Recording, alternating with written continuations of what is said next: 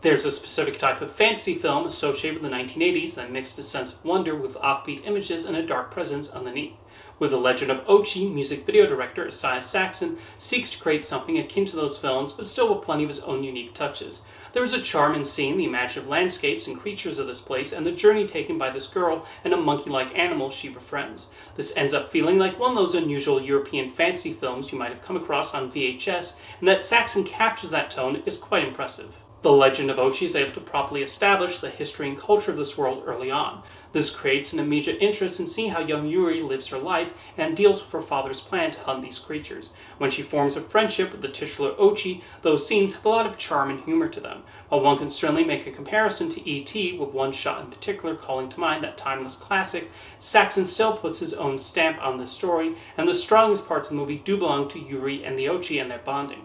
There are sequences like one at the supermarket that are particularly fun and evoke that childhood wonder of the world. There are also scenes devoted to Yuri's divorced mother and father, although these are not quite as interesting.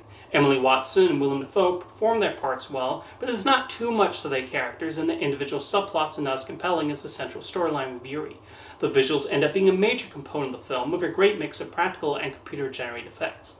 Director of photography Evan Prasovsky, who like Saxon comes from a music video background, does a tremendous job depicting the vibrant colors, mountains, and other areas of this far-off place. Production designer Jason Kisvarde also deserves credit for his work in bringing Saxon's vision to life.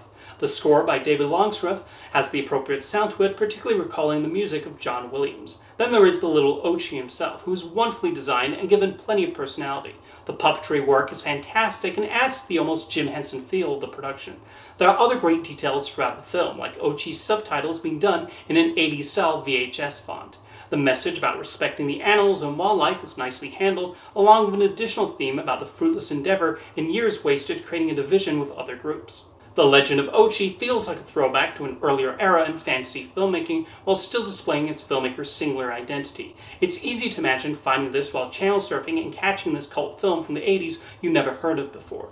The visuals are certainly impressive, but Isaiah Saxon does not rely exclusively on them to create the required emotional investment in its lead character.